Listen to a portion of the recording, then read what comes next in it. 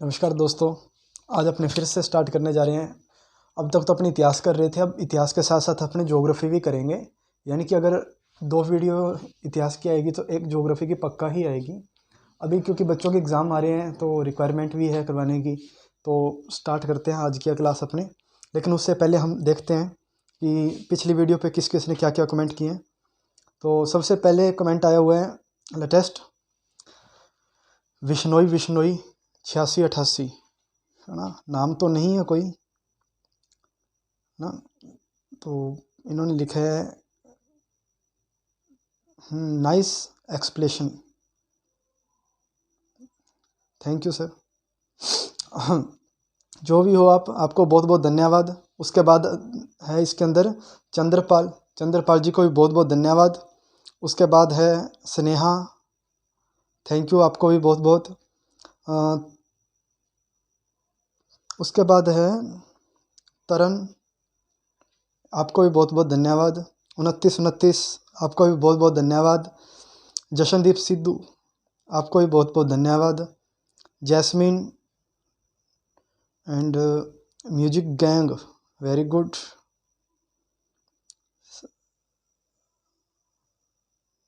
मैना जाखड़, शायद मैना ही है, हाँ मैना जाखड़, है ना। और खुशदीप, आप सबको बहुत बहुत धन्यवाद। गुरविंदर सिद्धू, है ना, इन सब को भी बहुत बहुत धन्यवाद। भजनों की माला। अच्छा, ये क्वेश्चन किया एक बच्चे ने, रामायण के बारे में आप क्या जानते हो? अरे हम क्या, रामायण के बारे में सभी जानते हैं। वैसे मैंने रामायण का जिक्र किया नहीं है हिस्ट्री में अभी, लेकिन करेंगे तब आपको सब बताएंगे इसके बारे में, है ना। तो उसके बाद है जशनदीप सिद्धू, ये पूछ रहे हैं कि लाइव सेशन। तो लाइव सेशन बेटा ऐसे है कि आप सब मेरे को डेट बता देना जब भी आप फ्री हो, तो या फिर मैं आपको बता दूंगा किसी दिन संडे को अपने इसी तरह से कोई लाइव सेशन रख लेंगे। तो उसके अंदर जो भी आपके डाउट हों, जो भी सवाल हों, जो भी फ्रेंड्स हों, सबको इनवाइट कर लेना। तो अपने देखते हैं, जल्दी ही रखेंगे लाइव सेशन, लेकिन रखेंगे, है ना। तो ठीक है, आज इसी के साथ अपना टॉपिक स्टार्ट करते हैं आज का। अभी तक अपने इतिहास कर रहे थे, अब इतिहास से आगे निकलते हैं थोड़ा सा, तो अपने आते हैं ज्योग्राफी पे। अब वैसे तो मैं कक्षा 6 से पढ़नी स्टार्ट कर देते हैं हम ज्योग्राफी, लेकिन एक्चुअल में जो ज्योग्राफी एक स्वतंत्र विषय के रूप में जब जहाँ देखने को मिलती है वो होती है अपनी 11th क्लास, है ना। लेकिन जो अपनी ज्योग्राफी है, ये अपने को 6 क्लास से स्टार्ट हो जाती है। तो उसके अंदर से जो चैप्टर है, आज अपने 6 to +2 तक का सारा सिलेबस कवर करने की कोशिश करेंगे, जितना हो सकता है मैक्सिमम से मैक्सिमम। हो सकता है घंटे की हो क्लास, 2 की हो, 3 की हो, जो भी हो देखते हैं। तो स्टार्ट करते हैं अपने इसी शब्द से जिसका नाम है भूगोल। भूगोल जो ये शब्द है, ये 2 शब्दों से मिलकर बना है, एक तो भू और दूसरा गोल। जिसमें भू का मतलब होता है पृथ्वी यानी अर्थ, और गोल का मीन होता है वर्णन करना।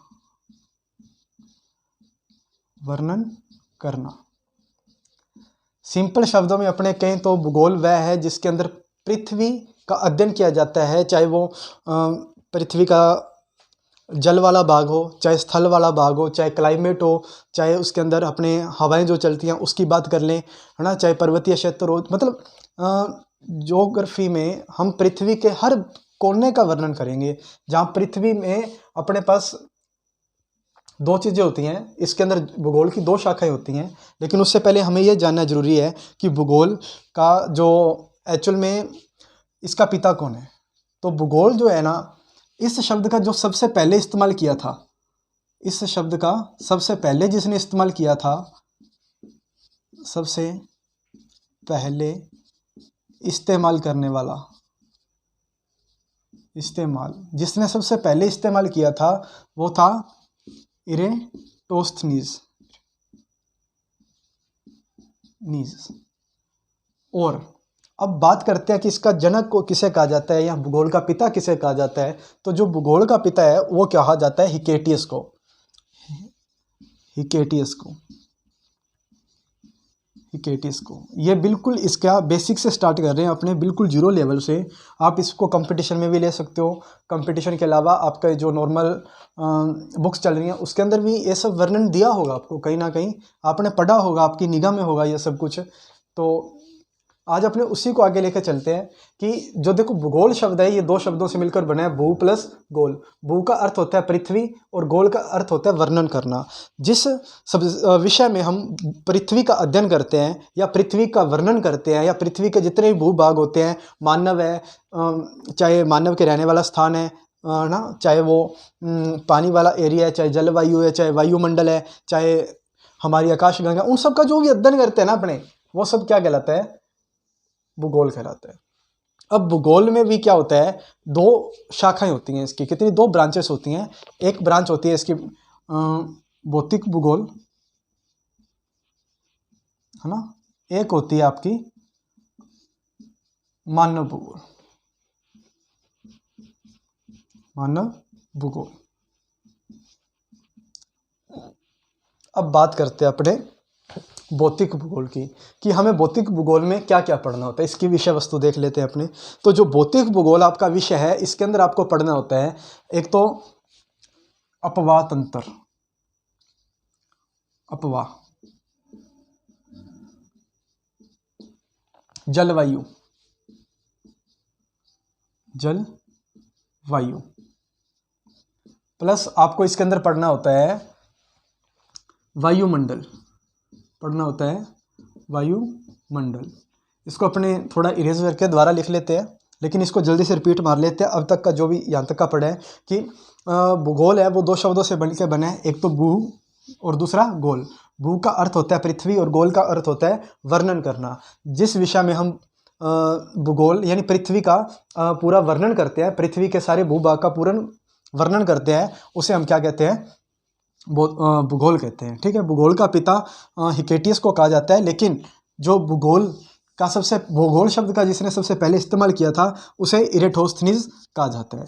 तो जो यहाँ तक की बातें हैं ये थोड़ी सी याद रखना। इसकी दो ब्रांचेज होती हैं, एक भौतिक भूगोल और दूसरा मानव भूगोल। उसके बाद अपने इसको आगे स्टार्ट करते हैं। तो उसके बाद हम देखते हैं, इसको देख लो, अगर नोट करना तो करो, वीडियो बैक करके देख लेना। आज अपने पास ज़्यादा टाइम नहीं है ख़राब करने के लिए। तो अब अपने स्टार्ट करते हैं भौतिक भूगोल। सबसे पहले आप क्या पढ़ना चाहोगे इसमें? भौतिक भूगोल। मोटा मोटा देख लेते हैं आज अपने इसमें कि है क्या चीज़, इसके अंदर क्या क्या है। भौतिक भूगोल है जो, इसके अंदर आपको पढ़नी पड़ेंगी एक तो वायुमंडल, दूसरा इसके अंदर आपको पढ़ना पड़ेगा जलवायु को, तीसरा इसके अंदर आपको पढ़ना पड़ेगा समुद्र विज्ञान, समुद्र विज्ञान, फिर आपको इसके अंदर पढ़ना पड़ेगा चट्टानें यानी रॉक्स, है ना। उसके बाद आपको इसके अंदर पढ़ना पड़ेगा जल सोर्स या रिसोर्सेस लिख लो, संसाधन लिख लो आप, संसाधन, है ना। उसके बाद इसके अंदर आपको पढ़ना पड़ेगा, इसके अंदर पढ़ना पड़ेगा आपको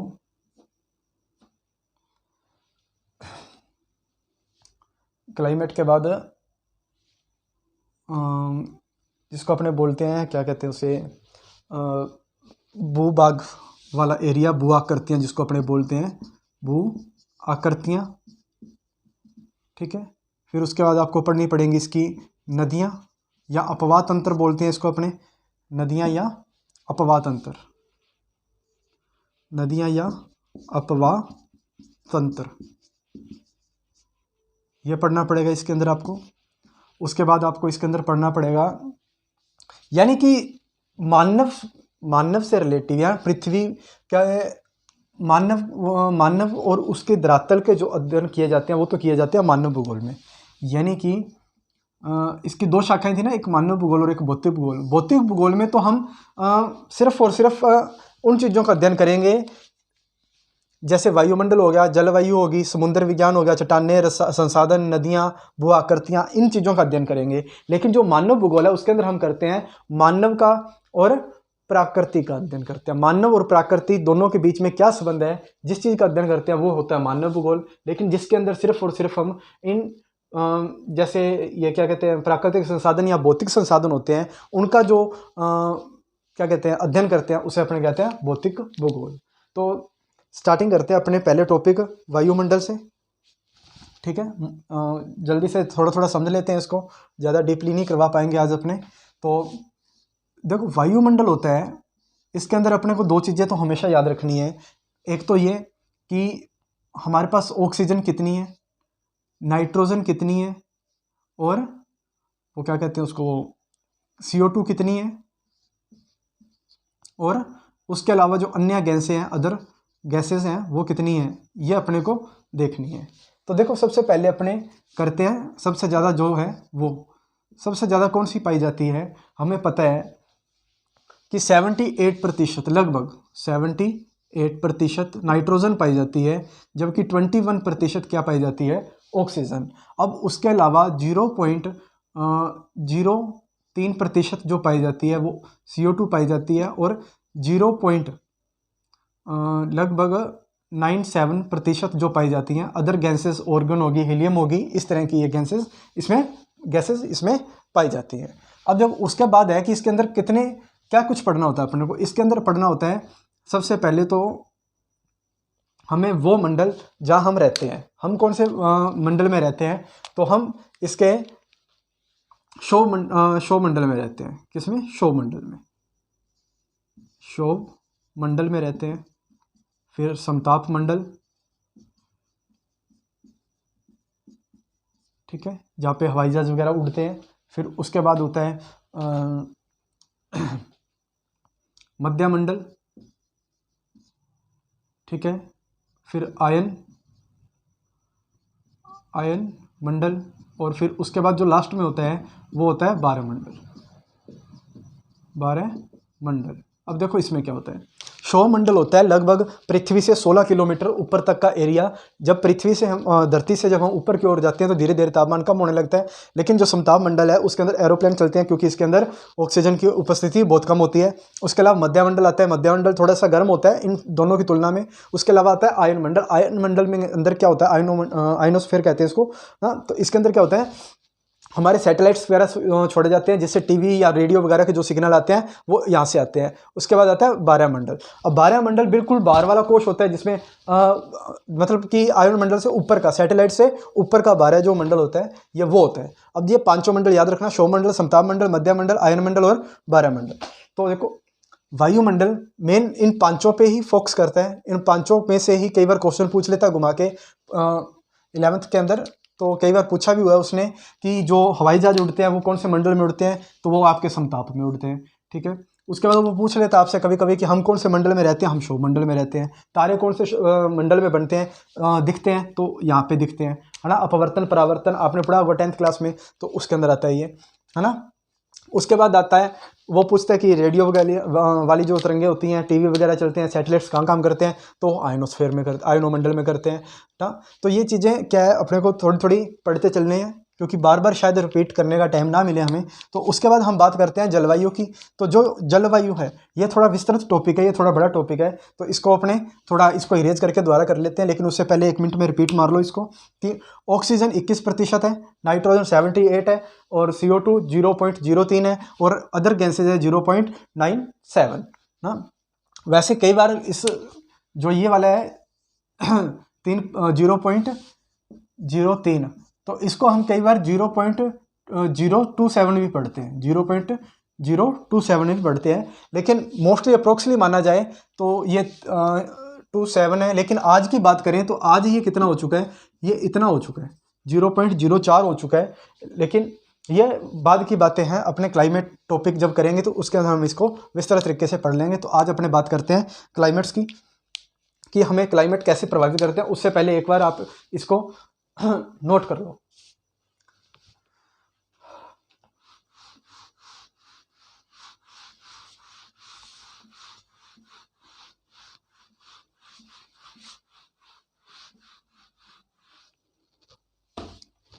तो हम अब बात करने जा रहे हैं कि जलवायु। जलवायु क्या चीज़ है। अब देखो, दो शब्द होते हैं, एक तो होता है जलवायु, एक तो होता है जलवायु, और एक होता है मौसम। एक तो होता है जलवायु और एक होता है मौसम। दोनों शब्द आसपास के हैं, लेकिन दोनों में डिफरेंस है। डिफरेंस क्या है वो आज अपने देख लेते हैं कि देखो, मौसम किसे कहते हैं। मौसम जो होता है, वायुमंडल, हमारा जो वायुमंडल है उसकी जो अल्पकालीन या फिर क्षणिक कह सकते हैं अपने वायुमंडल की, वायुमंडल की अल्पकालीन, कौन सी, अल्पकालीन या क्षणिक, कौन सी, क्षणिक,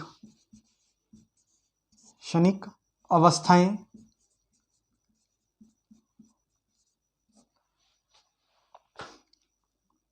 मौसम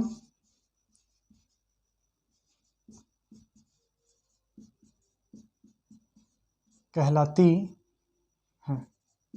देखो इसमें क्या होता है, इसके अंदर क्या होता है कि जो वायुमंडल है, वायुमंडल हमारा, जिसके अंदर हमने इससे पहले पढ़ा था, पढ़ने का कारण यही था कि आगे आगे अपने पॉइंट क्या आएंगे।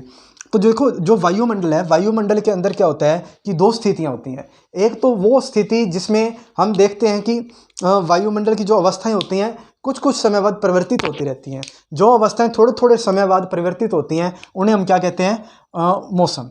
जो अवस्थाएं कुछ कुछ समय बाद परिवर्तित होती हैं उन्हें अपने मौसम कहते हैं। जैसे आज हम सुबह की बात कर लें कि सुबह हम जब घर से निकले तो उसके अंदर क्या था कि थोड़ा ठंड वाला मौसम था, हम ठिठुर रहे थे, थोड़ी ठंड लग रही थी, ठंड फील हो रही थी। लेकिन 10 11 12 बजे हमने देखा कि धूप अच्छी आ गई है, तो थोड़ा हम गर्म हो चुके हैं, थोड़ा मौसम चेंज हो चुका है। लेकिन हमने देखा कि 5 1 बजे अचानक बादल बने और बरसने लगे, बारिश हो गई, तो वो मौसम अलग हो गया। उसके अलावा हमने देखा कि बारिश के तुरंत बाद इतनी गजब की धूप निकली कि हमें वापस गर्मी लगने लगी और रात को वापस पुनः ठंड होगी। तो ये जो स्थितियां बार बार बदल रही हैं वायुमंडल में, उन्हें हम क्या कहेंगे, मौसम कहेंगे। उसको हम किसकी संज्ञा देंगे, मौसम की संज्ञा देंगे। वायुमंडल की अल्पकालीन या क्षणिक अवस्थाएं मौसम कहलाती हैं, यानी जो थोड़े समय के लिए होती हैं वो क्या कहलाती हैं, मौसम। उसके बाद जो बात आती है वो आती है जलवायु की। अब जो ये जलवायु होती है वो इसका अपोजिट होता है। अब देखो, इसके अंदर तो अपने क्षणिक बातें कर रहे थे, लेकिन इसके अंदर हम क्या करेंगे, दीर्घकालीन, दीर्घकालीन या लंबे समय वाली या दीर्घकालीन अवस्थाएं वायुमंडल की, वायुमंडल की, वायुमंडल की दीर्घकालीन अवस्थाएं क्या कहलाती हैं, अवस्थाएं जलवायु कहलाती हैं।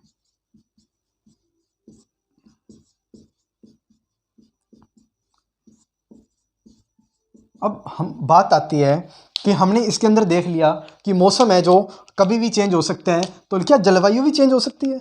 हाँ बिल्कुल हो सकती है, लेकिन जलवायु ऐसे नहीं है कि हमने बोला कि आज गर्म जलवायु है तो कल ठंडी हो जाएगी। ये 1 2 दिन का या 1 2 साल का या 10 साल का गैप नहीं होता, ये मिनिमम होती है। इसके अंदर जो आंकड़े लिए जाते हैं वो 30 से 35 ईयर्स के लिए जाते हैं।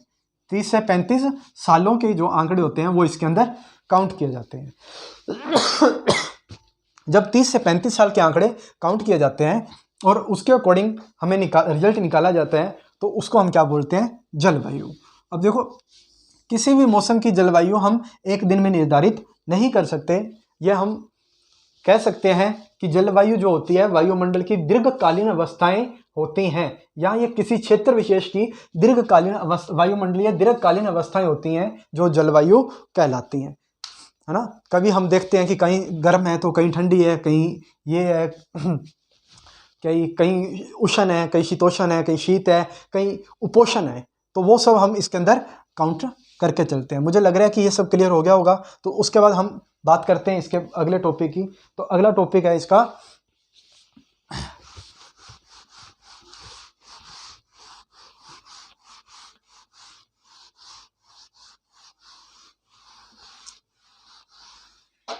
जलवायु प्रभावित करती है हर चीज को।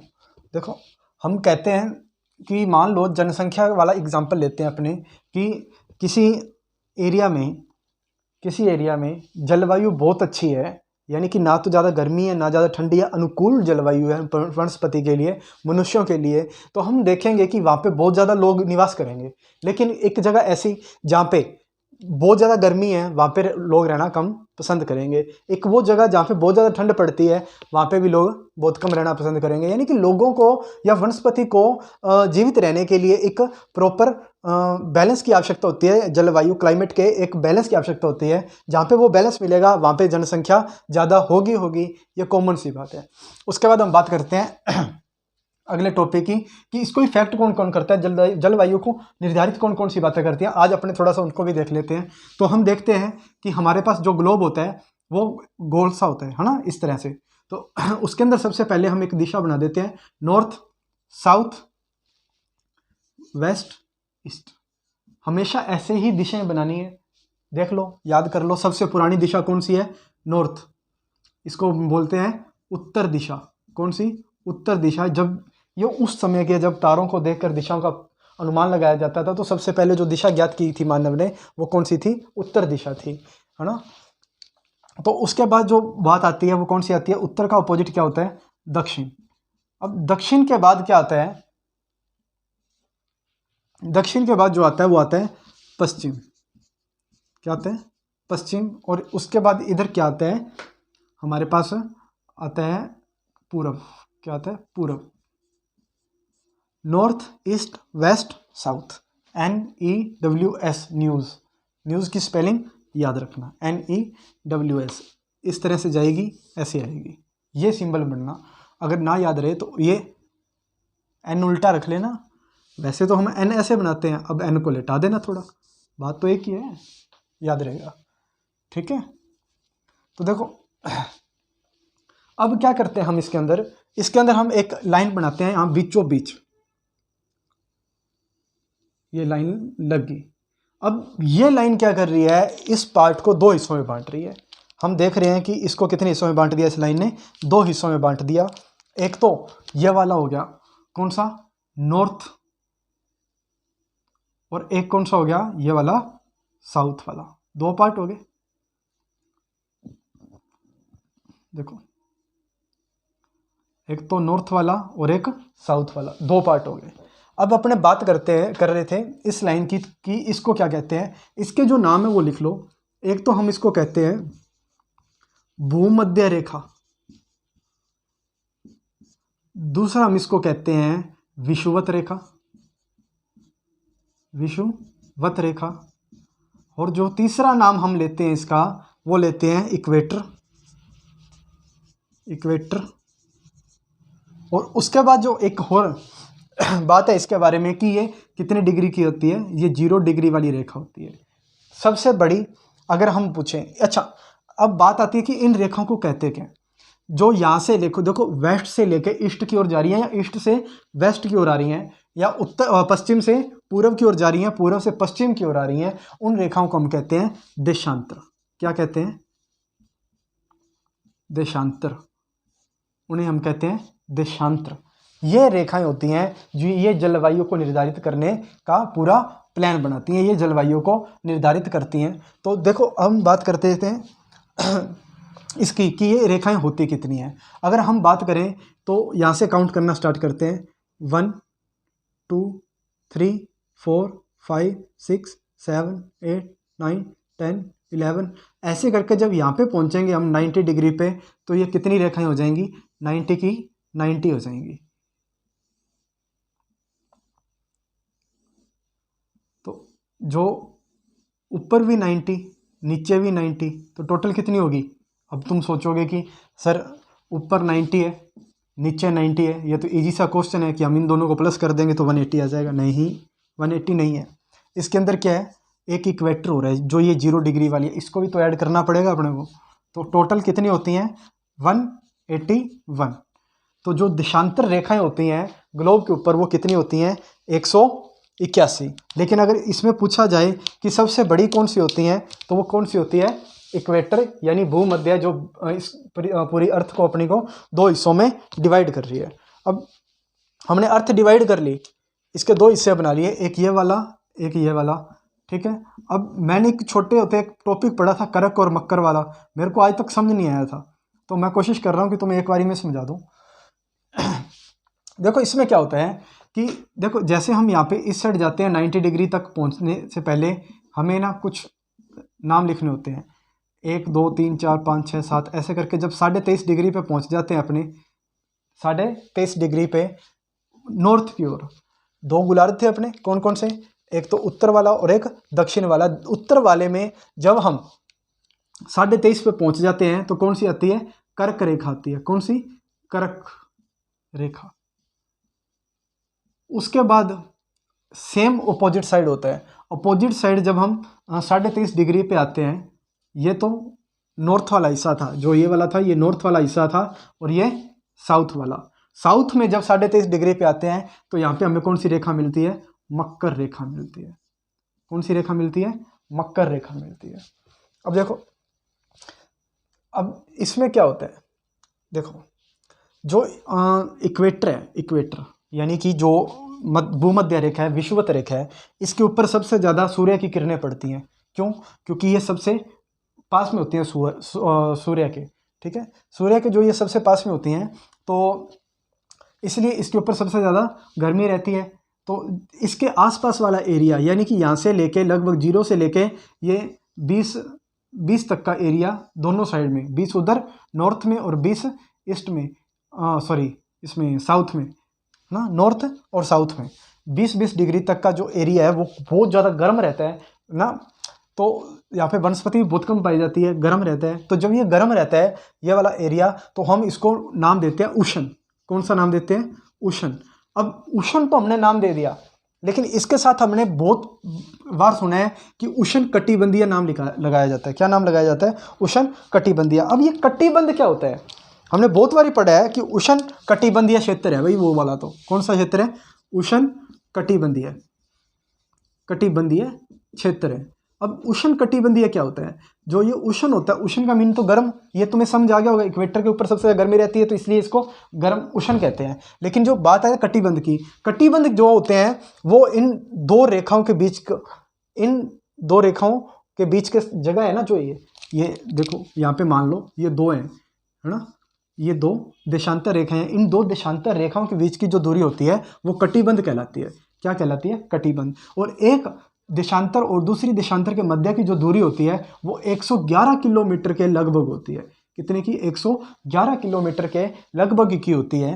तो जब हम इन सब को देखते हैं तो हमें पता लगता है कि कौन सा एरिया गर्म है। हम जब यहाँ पे देख रहे हैं कि यहाँ पे बहुत ज़्यादा गर्मी रहती है, तो जाहिर सी बात है कि इस एरिया की जो जलवायु है वो भी गर्म होगी, क्योंकि ये बहुत सदियों से चलता आ रहा है कि जो इक्वेटर है ये यहीं ही है, इसको कहीं भी घुमा नहीं सकते, अपने इक्वेटर को ऊपर नहीं लेके जा सकते। तो जो ये वाला एरिया ये हमेशा क्या रहे, गर्म रहे। अब इसके जो ऊपर वाला एरिया है ये वाला, ये थोड़ा थोड़ा ठंडा हो जाता है। देखो ये थोड़ा थोड़ा ठंडा हो जाता है। देखो जैसे उष्ण हो गया, उष्ण के बाद क्या आएगा, उष्ण के बाद आएगा उपोष्ण। जो ये वाला एरिया होता है ये उपोष्ण कहलाएगा, उपोष्ण, और के बाद आएगा शीतोष्ण, और शीतोष्ण के बाद आएगा शीत, लास्ट वाला शीत, फिर उसके बाद शीतोष्ण, और फिर उसके बाद आएगा उपोष्ण।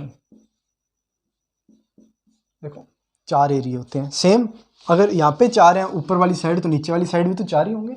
ये भी पोल आ गए ना दोनों, साउथ पोल और नॉर्थ पोल, ये पोल आ गए। यहाँ पे आके जो क्लाइमेट होगा वो बहुत ज़्यादा क्या हो जाएगा, ठंडा हो जाएगा। लेकिन इस बीच क्या होगा, यहाँ पे गर्म रहेगा, यहाँ पे ठंडा हो गया, और इन दोनों के बीच में क्या होगा, मिड रहेगा, ना ज़्यादा ठंडा ना ज़्यादा गर्म। तो जाहिर सी बात है जो लोग होंगे वो इसी एरिया में ज़्यादा रहना पसंद करेंगे, है ना। तो ये जलवायु को प्रभावित करने, जलवायु है जो ये हर चीज़ को इफेक्ट करती है, हर चीज़ को इफेक्ट करेगी। हम जैसे जैसे आगे आगे पढ़ते जाएंगे तो तुम्हें पता लगेगा कि जो ये टॉपिक है ये बहुत अच्छा टॉपिक है। इसको टाइम के साथ पढ़ लेना, थोड़ा टाइम देके अच्छे से पढ़ लेना इसको। फिर उसके बाद हम इसके आगे वाले पार्ट करेंगे। तो कल हम शायद इसी टाइम ही दोबारा सेशन रखेंगे ये वाला। तो उम्मीद है कि आज वाला थोड़ा बहुत अच्छा लगा होगा तुम्हें, और नहीं कुछ समझ आया तो मेरे को दोबारा बोल देना, या वीडियो दोबारा देख लेना, तो आपको समझ आ जाएगा, आई होप। और उसके बाद हम कल से यहाँ से स्टार्ट करेंगे इसके जो बाकी कारण रह गए नदियों वाला, ठीक है, उसके अंदर फिर अपने देखेंगे